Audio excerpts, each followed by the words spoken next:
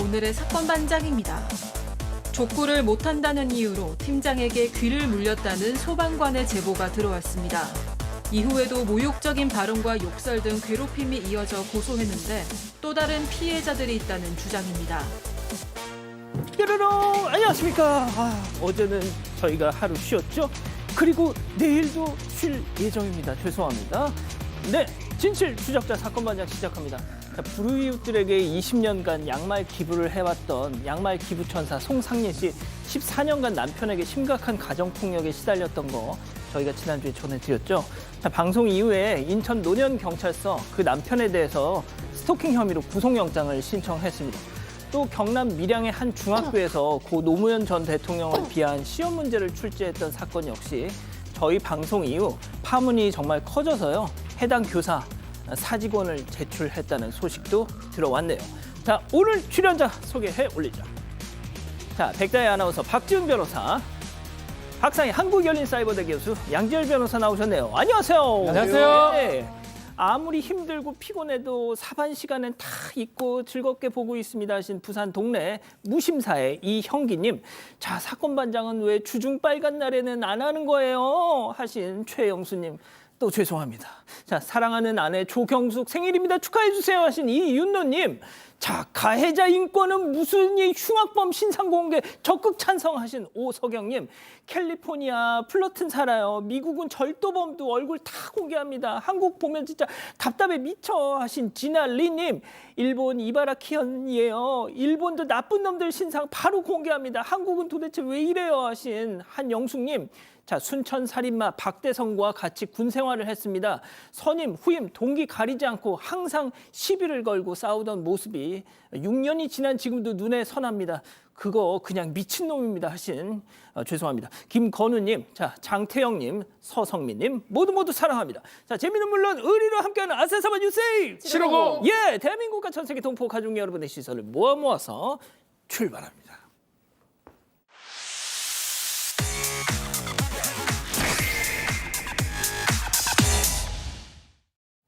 첫 번째 달려보죠. 최동석, 박지훈 불륜 맞고소입니다. 저희가 가급적이면 이 두 사람 얘기를 전하지 않으려고 했는데 세상에 상간 소송을 했습니다. 자, 이혼 전문 변호사 우리 양지열 변호사님. 이거 너무 진흙탕 싸움 아닙니까 이거? 그러게요. 두 사람이 너무 강경하게 맞서고 있습니다. 이제 그게 이제 알려진 사람들이다 보니까 이렇게까지 또 소송 소식까지 전해지고 있는데 일단 시작은 박지훈 씨가 했죠. 지난 6월에 지금 최동석 씨가 결혼 생활 중에 불륜 관계에 있었다면서 상간자 소송을 제기했는데 그게 알려지고 나서 지난 30일에 이 최동석 씨도 거꾸로 박지훈 씨도 불륜 관계에 있었다면서 상간남으로 지목한 사람을 상대로 해서 또 이 상간자 소송을 제기를 한 겁니다. 그러니까 양쪽 다 두 사람 다 서로가 불륜 관계에 있었다라고 주장을 하고 있는 셈인데 일단 최동석 씨 같은 경우에는 결혼 생활 중에 박지훈 씨가 불륜을 저지른 게 맞다라고 얘기를 하면서도 아이고야. 본인은 결혼 생활 중에 위법적인 일을 한 적이 절대 없고 그것에 대해 그런 주장에 대해서는 명예훼손으로도 맞서겠다라고 했고 다만 이제 최동석 씨는 아이들 때문에 그동안 망설이다가 소송을 좀 뒤늦게 제기를 했다라는 입장입니다. 물론 박지훈 씨 같은 경우도 박지훈 씨는 거꾸로 얘기를 하고 있어요. 자신은 그런 일이 전혀 없는데 소송이 제기될 거리가 안 된다는 걸 잘 알면서도 소송을 제기했다라고 그렇게 맞서고 있습니다. 이거는요. 사실 양쪽 다 다른 어떤 상황을 놓고 고소들을 서로 한 거라서 이 소송이 겹치지도 않아요. 그러니까 각자의 소송을 따로따로 해야 되는 거고 아마도 이제 위자료라든가 그러니까 혼인 파탄 책임이 누구에게 있다라는 것을 이혼 소송에서 주장하고 또 무엇보다도 양육권과 같은 다툼에서 좀 유리한 자리를 차지하기 위해서 이러는 게 아닌가 싶습니다. 뭐 잠깐 방금도 얘기가 나왔지만 두 사람이야 뭐 그렇다 치는데 뭐 자기들끼리 그러든지 말든지. 네. 아이들 어쩌요 아이들. 그러니까요. 저도 이제 좀 댓글을 좀 보니까 댓글도 다 이 아이들을 위해서 좀 참아라 이런 댓글이 너무 많고 개인적으로 저도 그런 생각이 들었거든요. 두 분 다 공인이고 어쨌든 아이들도 다 알려진 상태에서 엄마 아빠가 양쪽에서 이렇게 소송을 당하고 모든 대중들한테 다 사생활이 오픈되면 아이들이 상처를 안 받을 수는 지금 없는 상황이에요. 어쨌든 현재 아이들에 대한 양육권은 박지훈 씨가 임시 양육자가 됐고 최동석 씨는 면접 교섭을 하고 있거든요. 그래서 진행 중인 이혼 소송에서는 재산 분할 문제만 다투고 있다고 합니다. 안타깝습니다. 좋습니다. 자, 다음 또 이어가죠. 배달 음식 실종입니다. 제보 영상 만나보시죠. 자, 부릉부릉 인도를 가로질러서 오토바이 한 대가 스톱합니다. 배달라이더 가게 안으로 들어가죠. 아, 저 사장님 배달입니다 하고 걸어가더니요. 자, 순식간에 저기 봉지를 하나 딱 자자자 아유 크다 하고 자 챙겨 들고 청청청 가게를 저렇게 빠져나갑니다. 자, 나가서 뭐 할까요? 오토바이 뒤에 음식을 싣고 자, 뭐 어쩌라고? 자, 문제는 저 음식 그리고 저 배달 라이더 모두 지금 이 시각까지도 행방이 묘연하다는 것. 자, 사장님들이 음식 만드느라고 정신이 없으니까 일일이 확인 못 하잖아요. 자, 그런 빈틈을 이용해서 저 짓을 한 겁니다. 네, 지난 9월 28일 저녁 경기도 수원의 한 닭강정 가게에서 발생한 사건입니다. 절도 사건인데요. 이날 사장인 제보자는 매장을 비웠고 직원들만 근무를 하고 있었습니다. 배달 기사가 도착했는데 배달할 음식이 없다고 말한 거예요. 그런데 직원들은 주문받은 음식을 다 만들어 놓은 상태였습니다. 다른 기사가 잘못 가져갔다고 해도 주문 건수는 똑같으니까 하나가 남아 있어야 되는데 그렇지가 그렇죠. 않았던 겁니다. 아하. 손님에게 연락을 해봤더니 손님도 음식을 아직 못 받았다고 이야기를 한 거예요. 그래서 우선 급하게 다시 만들어서 배달을 했다고 합니다. 이후 제보자가 CCTV를 확인해 보니까요. 보신 것처럼 오토바이를 타고 온 남성이 태연하게 인사까지 하면서 들어오더니 직원들 눈치를 보다가 제일 큰 음식 봉투를 덥석 집어서 가버렸습니다. 이게 닭강정 세트였고요. 약 5만 원이나 됐다고 합니다. 제보자는 이틀 뒤인 9월 30일에 경찰에 신고해 놓은 상태라고 합니다. 자, 박 변호사님. 예. 저 옷 저거 하나 훔치려고 저 오토바이, 저 헬멧 뭐 저 일부러 뭐 했을 리는 없잖아요. 그럴 리는 만무하지요. 오토바이 뒤에 박스가 상자가 열 수 있는 수납함도 있고요. 헬멧에다가 거침이 없습니다. 바로 대고 인사하고 걷는 모습도 뭐 뚜벅뚜벅 뭐 없어요. 쫙 가서 그냥 가져가는 모습을 봤을 때는 아마도 배달 기사고 뭔가 시스템의 어떤 허점 같은 것들을 충분히 이해하고 있는 사람의 소용이 아닌가 이렇게 생각을 하고 있다고 합니다. 경기도 수원 일대에서 지금 일어난 일이고요. 이것도 또 똑같은 말씀을 드리는데 예. 얼굴만 공개되면 잡히거든요. 정면에서 딱 찍혔어. 예, 그냥 지금 닭강정 그냥 들고 돌아올 거예요. 미안합니다라고. 아, 진짜. 아니면 뭐 범죄가 될 수도 있고요. 자, 보세요. 보이잖아요, 여기. 딱 정면 찍혔어. 보이잖아요. 찍혔어. 바로 보이잖아요. 그렇지만 공개를 할 수가 없답니다. 그러니까요. 아유, 좋습니다. 다음 이어가죠. 음주운전 폐가망신입니다. 제보 영상 만나보시죠. 자, 늦은 밤 한적한 도로 위를 달리는 차. 그런데 그때 야야 오지마. 뭐야 이거? 겨우 차선을 옮겨서 사고를 피했습니다. 역주행을 그것도 후진으로 멈추지 않는 차량 쭉 가죠. 자, 경광등을 들고 잠시 후 경찰 경찰관님 지금 뛰어가고 계시네. 자, 그런데 후진하던 차가 갑자기 뭐예요? 다시 앞으로 오더니 안돼. 아이고 경찰. 아이고 세상에. 전진에 후진에 아주 지 멋대로 가지가지. 자, 그러더니 불박차를 들이받고 뭐 할까요? 쓸까요? 아닙니다. 그냥 뺑소니를 칩니다. 자, 이 영상만 봐도 술 냄새가 화면 밖으로 막 풍겨 나오지 않습니까? 네, 이 사건은 지난 24일 자정을 넘긴 시각 경남 창원의 한 도로에서 일어났습니다. 제보자가 경찰에게 들은 바에 따르면요. 가해 차량 운전자는 음주 단속을 피해서 도망가다가 보신 것처럼 제보자의 차를 들이받았고요. 얼마 안 가서 경찰에게 붙잡혔는데 만취 상태였습니다. 제보자는 여자친구를 집에 데려다 주던 길이었는데요. 갑자기 후진으로 역주행하던 차를 발견하고 너무 놀라서 차선을 급하게 바꿨다고 합니다. 겨우 사고를 피했나 싶어서 가슴을 쓸어내기가 무섭게 그러니까. 약 20초 뒤에 갑자기 전진해서 제보자의 차를 들이받은 건데요. 그리고 도주를 했습니다. 이 제보자는 역주행차를 피하고 너무 놀라서 차를 움직일 수가 없었고 바로 뒤이어서 경찰이 뛰어오고 경찰차도 역주행하는 걸 보고 섣불리 차를 움직일 수 없었다고 말했습니다. 제보자와 여자친구 모두 사고 직후에 두통과 어지럼증을 심하게 겪었다고 하고요. 지금도 허리 통증을 비롯해서 왼쪽 팔다리가 심하게 저리는 등 후유증을 겪고 있다고 전했습니다. 자, 양 변호사님, 저 경찰관 분들도 다칠 뻔했어요, 진짜. 그러기에는 말입니다. 저 차량은 도대체 이 짧은 시간에 죄를 몇 개나 지었는지 모르겠어요. 일단 어. 음주운전 확실히 보이고요. 그렇죠. 그다음에 저렇게 운전은 사람 다치겠죠. 위험운전 치상죄고. 어이구야. 그다음에 도주 차량이죠. 뺑소니 했으니까. 예. 차도 부서졌어요. 근데 수선도 안 했죠. 사고 미조치되고요. 그다음에 차로 도망가면서 경찰관 치일 뻔한 것도 저거 특수공무집행 방해가 될 것 같아요.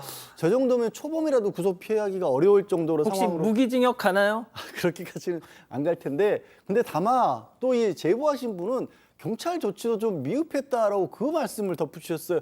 우리는 여기서는 이제 경찰분 고생한 것만 보이는데 예. 저 사고를 당하고 막 정신없는 상황에서 차서 여자친구분한테 와서 구급차 불러드릴까요?라고 물어보더랍니다. 그건 당연히 좋죠. 그래서 구급차를 불러주기로 했는데 그러고 봤더니 경찰분이 잠깐 다시 와가지고 여기 이제 사고 조치 위치를 페인트로 표시해야 되니까 나와서 경관봉으로 정리를 좀 주변 정리를 해달라는 거예요. 그러니까 운전하신 분도 지금 다쳐가지고 너무 아픈데 이게 맞는가 하면서도 하긴 했다라고 하는데요.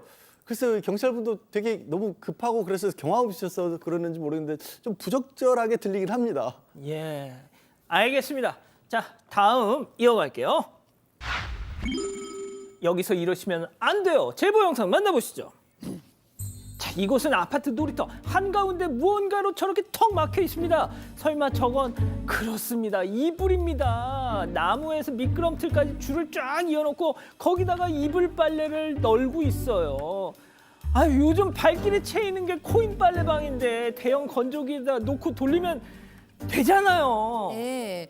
아, 정말 놀이터가 왜 놀이터죠? 아이들이 놀라고 있는 장소니까 놀이터인데 저렇게 이불을 가득해 놓으시면 아이들이 놀기가 어렵죠. 그러니까 제보하신 분에 따르면 여기는 경기 의정부의 한 아파트 단지 놀이터고요. 어떤 주민이 나무하고 저렇게 놀이기구하고 연결해서 이불을 널어 놓은 거예요. 근데 작년 여름에도 한 차례 이래서 민원을 넣었다고 합니다. 그러니까 이불이 사라졌다가 이제 다시 등장한 거예요. 제보자께서 이런 좀 비상식적인 일을 좀 하지 말자라는 마음으로 제보했다고 하십니다.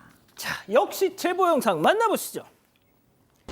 자, 인도에선 저 남성 주변을 휙휙 둘러보고 있죠. 자, 손에는 거대한 낚싯대가 투동. 자, 아주머니가 지나가자 다시 눈치를 보더니 설마 안 돼. 그러지 마. 휙. 아, 그렇습니다. 도로를 향해 힘껏 낚싯대를 휙 자, 그러고는 다시 휙 감는데요. 자, 저렇게 줄을 갈무리 하자마자 차가 지나갑니다. 자, 박 변호사님. 네. 언뜻 보면 경기도 안산처럼 보이잖아요. 자, 그런데 안산과 닮은 외국 도시라고 해주십시오. 너무 안산입니다. 너무 안산이고요. 저 안산은 옆에 바다도 있잖아요. 저기 바다가 아니에요. 도로에서 2차선 도로에서 지금 한쪽으로 낚싯대를 던지는데 더 문제가 있습니다. 낚싯대 앞에는 바늘이 달려 있어요. 결국은 잘못 던지면 사람이 크게 다칠 수 있는 상황이거든요. 어떤 생각을 갖고 저를 하는지 이해가 안 되는데 이 제보하시는 분이 우리 골프 치는 사람들 많잖아요. 그것도 나쁘지만 아니 저 바다입니까? 저기가 강입니까? 저기 사람이 뭐 물고기입니까? 그러니까. 저거 던지는 거 보고 이거 심각하다라고 해서 제보 주셨다고 합니다. 아, 진짜. 좋습니다. 다음 마지막 사연으로 가볼게요. 그녀의 심각한 도끼병입니다. 자, 집단 지성의 판단을 받아보고 싶으시다면서 제보해 주신 사연 들어보시죠. 안녕하세요. 저는 평범한 20대 회사원입니다. 30대 후반인 친언니 때문에 고민인데요. 언니는 지금까지 연애 경험이 거의 없어요. 그런데 직장이든 학원이든 새로운 곳에 다니면 누가 자기를 좋아한다면서 상담을 해옵니다. 하지만 들어보면 열의 아홉은 착각인 것 같거든요. 예를 들면 언니가 직장에서 힘든 일이 있었는데요. 한 남자 동료가 나서서 도와줬대요. 언니가 고마워서 밥을 사줬고 같이 차도 몇 번 마셨다고 합니다. 그런데 이렇게 사적으로 몇 번 만났다는 이유로 분명히 날 좋아한다 이렇게 생각하고 고백까지 했는데요. 차였습니다. 또 한 번은 요리학원에서 남자 수강생이 생일 선물이라고 직접 만든 쿠키를 준 거예요. 그런데 알고 보니까 이전에 그 남자 수강생 생일에 언니가 직접 만든 과일청을 줬는데 그에 대한 보답이었습니다. 또 여자친구랑 같이 수업을 듣고 있었더라고요. 옆에서 지켜보는 저는 지친 나머지 언니에게 착각이 심하다는 내색을 비췄는데요. 그랬더니 언니는 어떻게 나를 그렇게 취급하냐면서 버럭 화를 냈습니다. 그 이후로 냉전이 쭉 이어지고 있고요. 가만히 놔두자니 걱정되고 말을 꺼내면 다투게 되고 어떻게 할지 몰라서 사연을 보냈습니다. 그렇군요. 자, 기다리고 기다리셨던 부처 핸즈업 타임 6천여 분의 우리 가족 여러분들 함께하고 계신데요. 채팅창에 OX로 함께 참여해 보시죠. 자, 먼저 언니입니다. 어머머머머머 이 치즈비 진짜 웃겨. 야 백다해. 그런 너 남자에 대해서 뭐 얼마나 안다고. 훈수질이야 훈수는. 야 누가 보면 연애 박사인 줄. 아유 참. 네가 그때 지훈 씨 눈빛을 봤어야 돼. 쿠키 굽느라고 얼마나 땀을 뺐는데. 야 여친 있는 남자가 마음에도 없는 여자한테 직접 만든 쿠키를 준다고? 웃기시네. 야 남자들은 열 여자마다 않는 법이다. 동그라미. 어머나 어머나. 와우. 이 구도 처음이에요. 자, 다음 여동생 사연자입니다. 언니, 상희 언니 제발 좀. 아무리 바빠도 거울 좀 보고 살자. 언니는 동생인 내가 봐도 정말 아닌 것 같아. 그리고 언니가 과일청 만들어줬다며. 기브앤테이크 한 거야. 응? 진짜 마음이 있으면 거기다 카드라도 동봉을 했겠지. 쿠키만 준 건 먹고 떨어지란 얘기야. 상희 언니 제발 날 더 나쁜 동생으로 만들지 말아줘. X입니다. 자, 양 변호사님부터 달려보겠습니다. 그래서 저는 언니가 아주 모를 것 같지는 않아요. 어느 정도는 아실 것 같고요. 그리고 무엇보다 연애에 대한 어떤 희망을 포기 안 하고 있는 상태잖아요. 그래서 그렇게 뭐 착각할 수도 있지만 그런 감정을 유지하고 싶은 것 자체는 존중해 줬으면 좋겠어요. 그러다 진짜 잘 되실 수도 있잖아요. 아예 포기한 것보다 나았고, 다만 이제 혹시 진짜 이상한 나쁜 사람한테 사기 같은 거 당하지 않을까, 그것만 좀 잘 살펴봐 주셨으면 좋겠습니다. 예, 자 교수님. 네, 그러니까 이 착각을 도끼병이라고 하는 착각을 그냥 살짝 할 때는 우리가 흔히 얘기하는 진짜 착각이다, 뭐 좀 꼴보기 싫다 이런 건데요. 이렇게 좀 심할 정도로 착각을 할 때는 사실은 어떤 그 자존감의 문제일 수 있거든요. 이렇게 누군가가 나를 좋아한다고라도 스스로 위안을 해야 네 그걸로 인해서 좀 위로를 받고 또 그렇게 하다 보면 정말 좋은 인연도 만날 수 있고, 그래서 언니를 너무 미워하기보다는 좀 언니 마음을 좀 알아주고 격려해 주는 쪽으로 가는 게 더 바람직하지 않을까. 아, 저는 백다희 아나운서가 무슨 얘기를 할지 정말 궁금하긴 한데, 박 변호사님, 네. 저도 이 언니 최소한 그 처음에 그냥 같이 뭐 차 마시고 밥 먹은 그 남자는 몰라도 이 쿠키 만들어준 지훈 씨는 저는 조금 마음이 있다고 봐요. 뭐 그럴 수도 있고요. 근데 문제는 이제 바뀌겠냐 안 바뀌겠냐인데 안 바뀔 것 같거든요. 언니가 더더군다나 두 분도 말씀하셨지만 어느 정도는 희망사항도 담겨져 있는 건데 이걸 굳이 동생이 언니 얼굴 너무 아니야, 언니 아닌 거 얘기해줘도 소용도 없고 자존감만 더 떨어뜨리는 결과가 되기 때문에 아무런 의미가 없다. 이제 그만하라. 압니다. 본인은. 아닌 거 알아요. 아, 진짜요? 그렇지만 그냥 그렇게 사는 거예요. 아. 30대 후반. 알겠습니다. 자, 미스터가 아니죠. 미스 소수 의견. 아, 저는 동생을 이해하기는 하는데 이게 감정적으로 지친다 이렇게 접근한 문제는 아니라고 생각을 하는 이유가요. 왜냐하면 이 언니가 어떤 작은 말 하나, 행동 하나에 그 사람을 믿고 관계를 만들어 나간다는 건데 저는 이게 되게 굉장히 위험해 보여서 언니가 좀 이렇게 좀 남자를 좋은 분을 만날 수 있게 좀 옆에서 좀 도와주시면 좋겠어요. 진심을 다해서. 그런 의미에서 좀 X를 들었습니다. 별로 그렇게 심오한 얘기는 아니네요. 네, 되게 언니를 좀 잘 챙겨주면 좋겠다는 의미에서 그렇군요. X를 드렸고요. 은혜호님은 언니께서 너무 순수하시네요라고 하셨습니다. 달빛님은 그래도 본인이 행복하다고 하니 다행이네요라고 하셨고요. 라임님은 그냥 내버려 두세요라고 하셨습니다. 알겠습니다. 자, 사반 제보 메일과 카톡 제보 채널에서는 많은 사연 제보 기다리고 있습니다. 김민지님 보고 계시죠? 지난 26일 목요일 경기도 일산 웨스턴돔 인근 한 편의점에 가셨다고요? 자, 그런데 편의점 안에서 뭔가 쎄한 기운을 느끼셨답니다. 보시죠. 자, 쓰레기를 버리려고 휴지통 쪽으로 저렇게 오고 있는 제보자. 바로 그때 저 빨간 모자 남성 휴대폰을 들이밀면서 촬영을 합니다. 그런데 순간 문제가 생겼는지 다른 폰을 집어들고 계속 촬영을 하죠. 자, 누군가 날 찍고 있다는 쎄한 낌새를 느낀 제보자. 자, 남성 옆을 지나가면서 폰을 쳐다보죠. 살짝. 그 순간에도 계속 촬영. 자, 지난 26일 편의점에서 빨간 모자 쓰고 20대 여성을 대놓고 촬영한 저 50대 남성. 경찰이 당신을 추적하고 있습니다.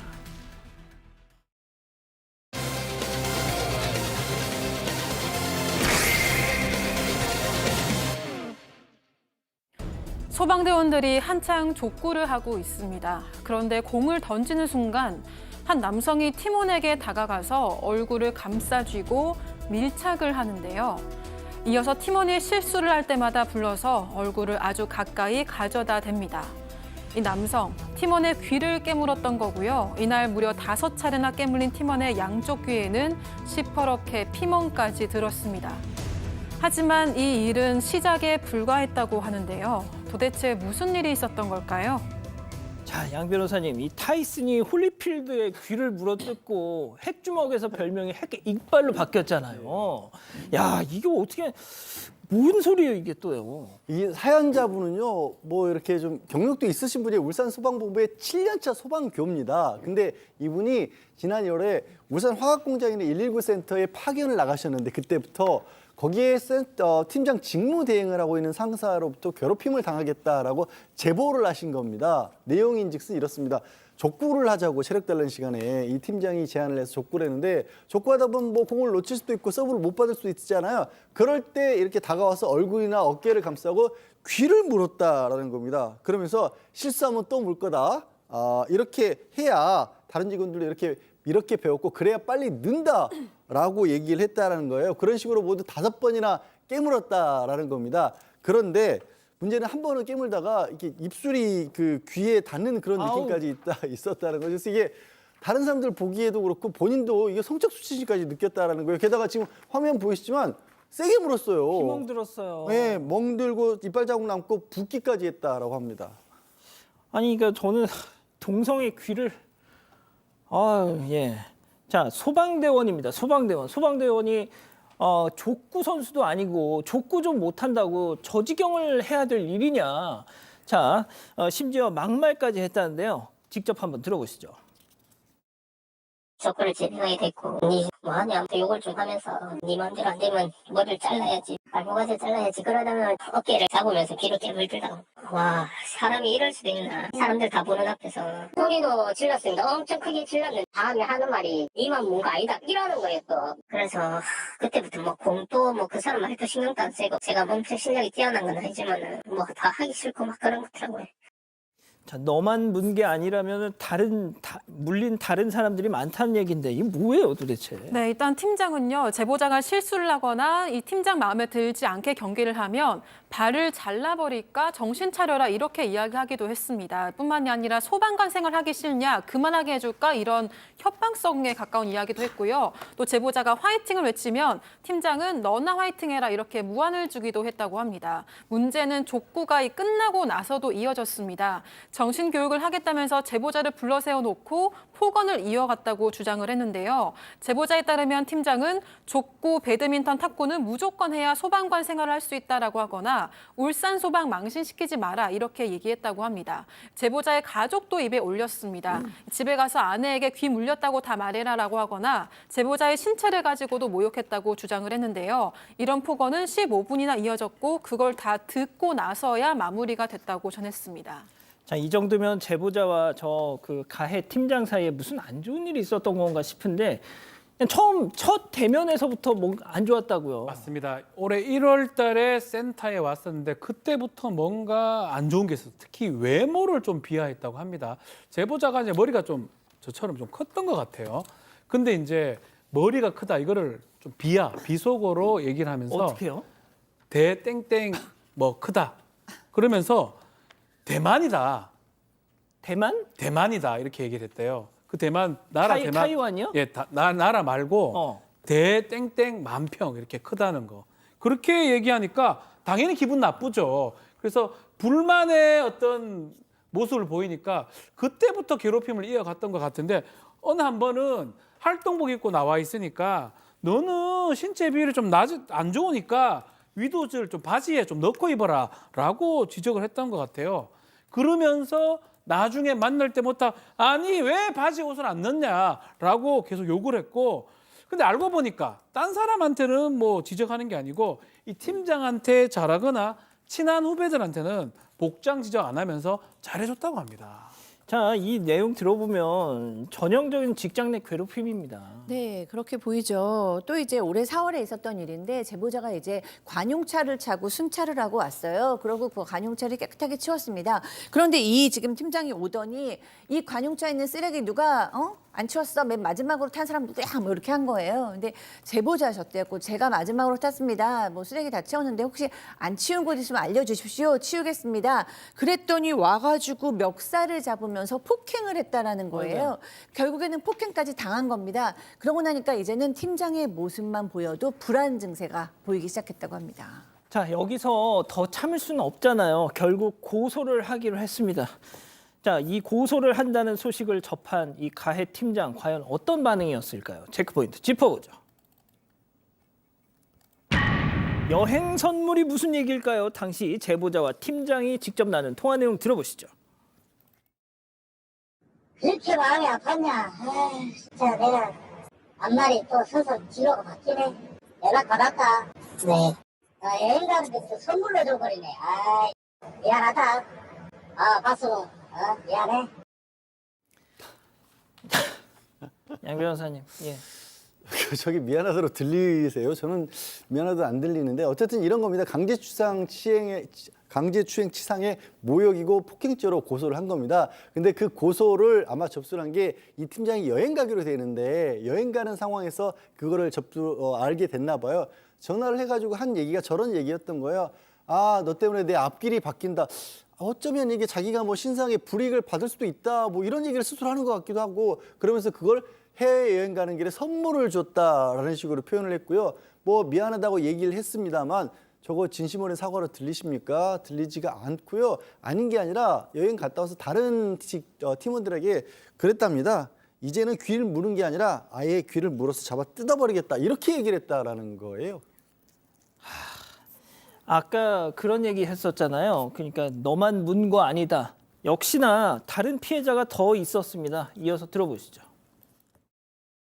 제가 듣기로는 지나가다가 막 사람 팬다면서 조심하라고 막 이러더라고요. 그래서 저는 그 말 듣고 요즘 세상에 그러겠네 싶어서 갔는데 다른 데도 물어보니까 같은 팀원들이한테는 진짜 그러고 있더라고요. 어떤 직원은 회식 자리에 가가지고 뭐 영화에서 나올 법한 술잔에 술을 가득 부어가지고 머리에 부으면서 앞으로 나한테 뭐 잘하는 식으로 네 알아내, 네 뒷조사하면 다 할 수 있다면서 막 이런 식으로 했더라고요. 자, 박 교수님, 그 소방관들이 그 위험한 화재 현장이나 이런 데서 얼마나 서로 간에 협동심이 필요합니까? 근데 세상에 저렇게 한 사람이 분탕질을 쳐놓으면 네. 이 팀워크 이게 엉망이 되잖아요. 네, 아무래도 소방관들도 인간인지라 이렇게 상처를 받거나 맞거나 멸시를 당하면 그냥 일이 손에 잡힐까요? 네, 이분이 근데 지금 이 제보자한테보다 다른 팀원들한테 더 심한 경우도 많았더라고요. 그러니까 제보하신 분이 고소 후에 좀 알아보니까 다른 피해자들이 더 많았는데 지금 제보자가 아닌 또 다른 피해자가 제작진에 보내온 영상이 있습니다. 그 영상을 보면 족구 경기 중에 팀장 마음에 안 들면 귀를 깨물었고요. 무릎이나 주먹으로 때리는 모습도 표착이 됐고요. 뭐야? 또 박치기, 뺨 때리기, 양쪽 귀 잡고 흔들기, 딱밤 이런 것들이 있었어요. 그래서 보니까 귀를 깨물인 사람은 최소 3명, 폭행까지 합치면 5명은 된다고 합니다. 그리고 또 처음 임용된 소방관 머리에다가 술을 부으면서 나한테 앞으로 잘해라, 뒷조사 다 할 수 있다라고까지도 얘기했고 또 책상에는 장난감총이 있었는데 이 장난감총으로 팀원들한테 겨누면서 너 한번 맞아볼래? 뭐 이런 식으로 얘기도 했대요. 지금 다른 피해자는 더 많은 진단서를 받아놓은 사람도 있고 녹취를 해놓은 피해자도 있는데 조직 생활이라는 한계 때문에 쉽게 나서지는 못하고 있다고 합니다. 뭐 이런 사람이 다 있어요. 족구 뭐 잘하겠습니까? 족구 잘하면 뭐 할 낀데요? 뭐 배드민턴요? 저는 폭행이나 괴롭힘을 하기 위한 핑계로 보입니다. 족구 잘하지는 못할 거예요. 잘하면 뭐 못하면 때립니까? 말도 안 되는 가혹행위들을 반복해서 하고 있거든요. 이 사람 지금 다른 곳으로 지금 인사이동을 받았고 근데 징계 조치나 이런 것들은 없이 여전히 근무하고 있다고 합니다. 아, 진짜요? 그것도 문제고 그나마 다행인 거는 제보자도 이제 예전에 근무하던 곳으로 파견이 이제 취소돼서 복귀가 됐던 그런 상황이긴 한데 근무를 하고 있는 상황입니다. 이제 문제는 이렇게 문제가 있고 다른 사람이 조직 생활 때문에 증거 같은 거 있어도 보고 못하고 있는 상황이지 않겠습니까? 그래서 직위해제가 되거나 이 일을 하면 안 된다고 생각이 들어서 처벌받아야 된다고 생각이 들어서 이 얘기를 좀 하고 있고요.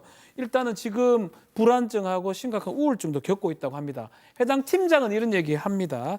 자신이 빠른 시일 내에 경찰 조사 받을 예정인데 징계도 받겠다. 당사자 직접 만나 사과하겠다 하는데 좀 전에 들어봤잖아요. 예. 고소 매겠다고. 이게 무슨 사과를 기본적인 어떤 마인드가 안 되는 사람입니다. 이건 뭐 공직 생활이 문제가 아니고 이게 무슨 소방관입니까? 야, 미안하다. 마음 아팠으면 미안해. 미안하다. 고소 잘못했다. 이거잖아요. 이거는 납득하기 어렵습니다. 아, 참 요즘 세상에도 이런 일이 있군요.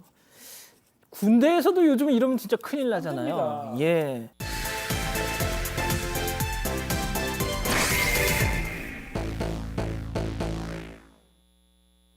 시어머니와 즐거운 한때를 보내는 여성. 때로는 친정엄마보다도 시어머니가 더 편하고 좋다고 하는데요. 그런데 어느 날 여성의 휴대전화에 문자 한 통이 도착합니다. 교양 있는 척하지만 넌 쓰레기야. 이상한 문자 내용의 여성은 악성 스팸인 줄 알았는데요. 그런데 며칠 뒤 이번에는 사진 한 통이 도착했습니다. 잘 아는 사람의 충격적인 모습에 여성은 깜짝 놀라고 마는데요. 대체 사진 속의 인물은 누구였을까요? 자, 실제 사연을 당사자 특정을 이유로 저희가 좀 각색했다는 점 먼저 말씀드리고요. 교양 있는 척하지만 넌 쓰레기야.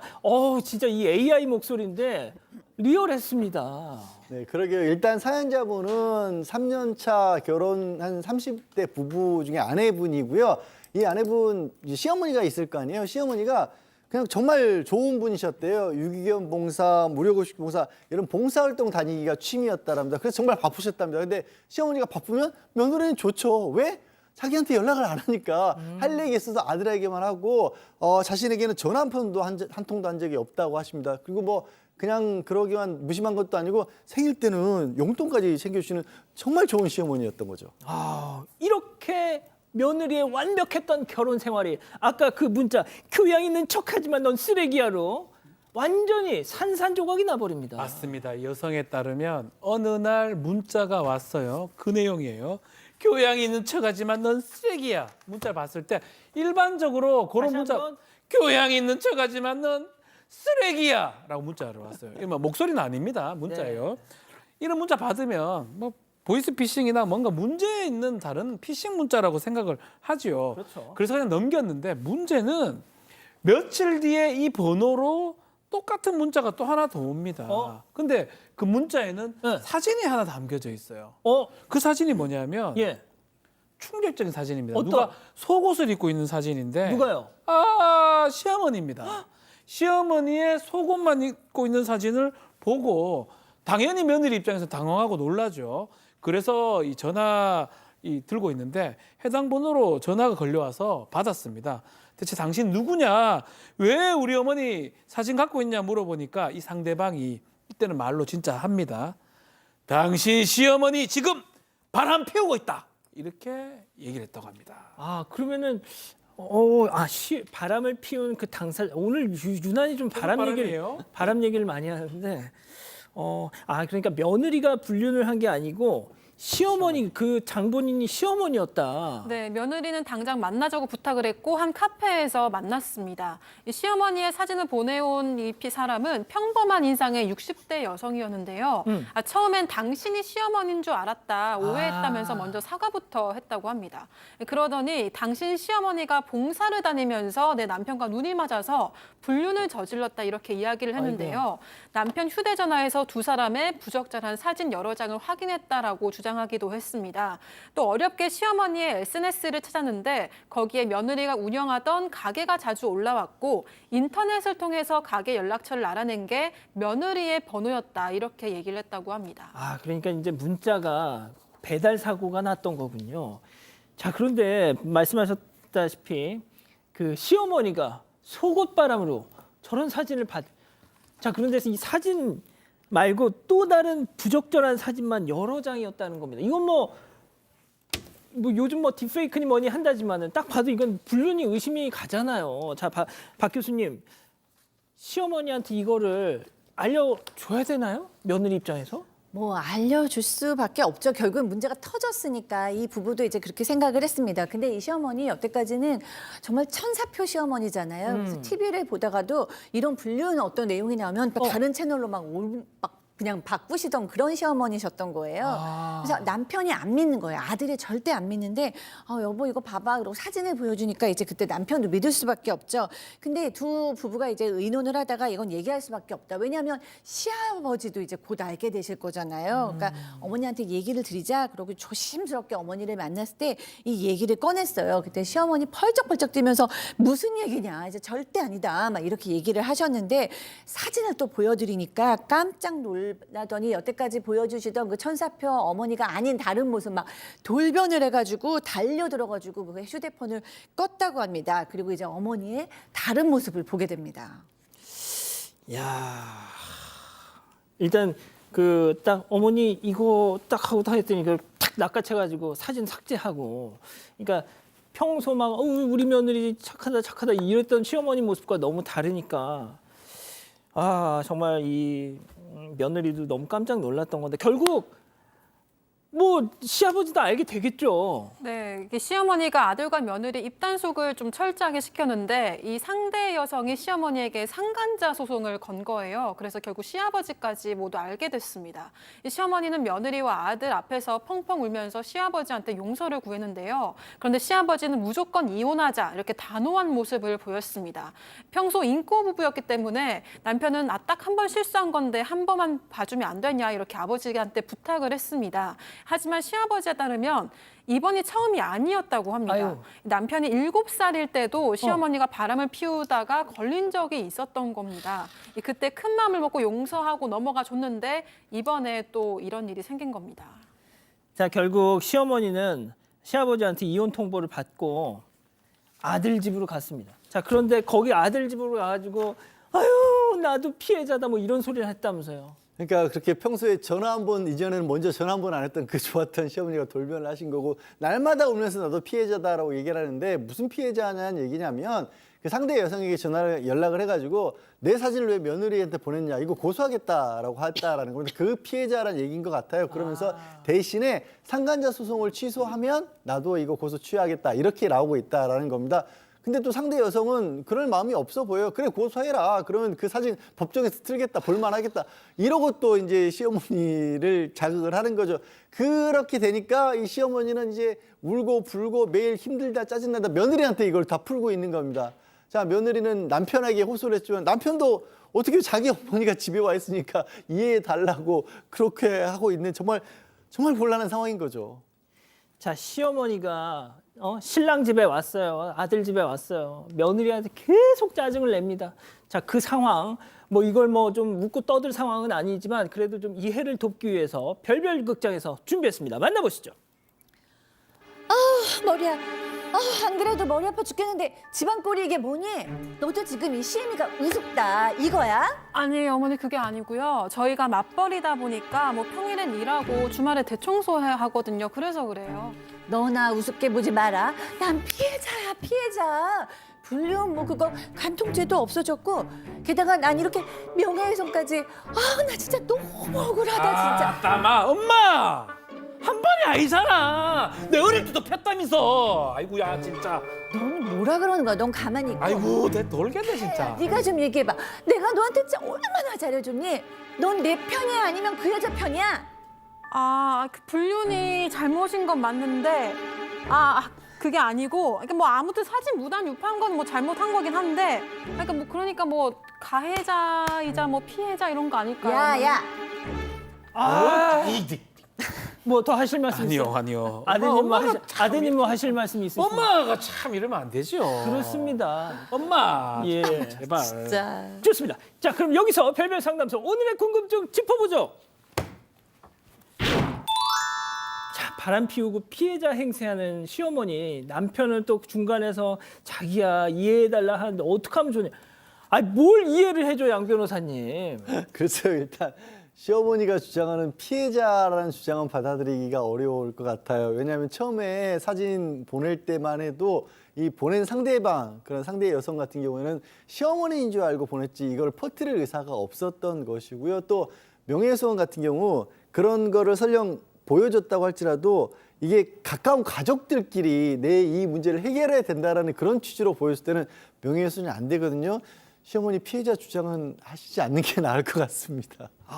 자, 박 교수님, 저는 네. 진짜 이 시어머니 쫓아내야 된다고 생각합니다. 그러니까 이 시어머니도 뭐 당황스럽긴 하겠지만 저는 제일 불쌍한 사람 아들이거든요. 아들이 부인한테 얼마나 창피하겠어요. 아니, 뭐가 불쌍해, 뭐가 불쌍해. 저는 아들이 불쌍해. 왜냐하면 자기 진짜? 엄마가 이런 모습을 보이는 걸 신혼부부인데 자기 부인한테 얼마나 창피해요. 창피하죠. 그래서 저는 이 아들 집에 와 있는 것 자체가 시어머니가 너무 잘 못하는 거라고 생각을 해요.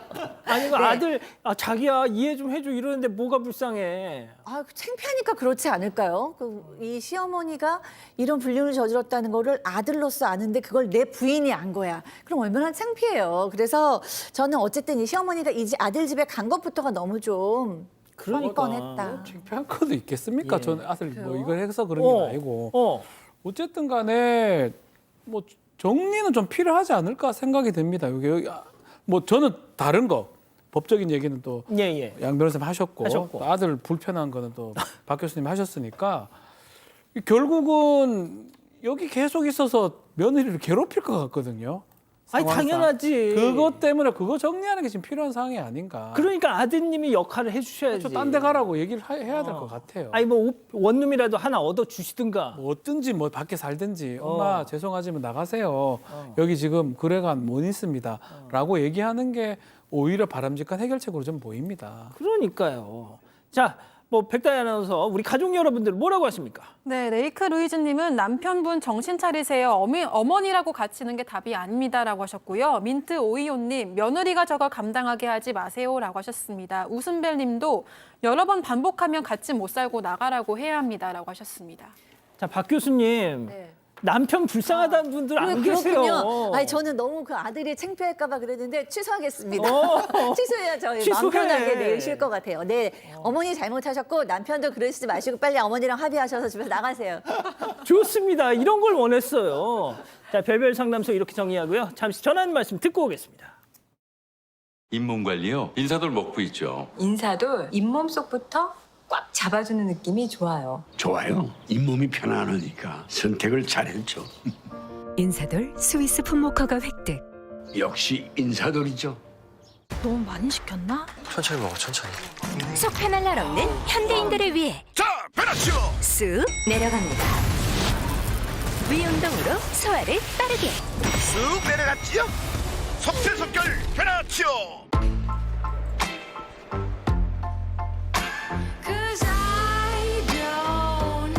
놓칠 수 없는 아이폰 16 프로. 이런 아이폰 혜택 U 플러스는 기본이지.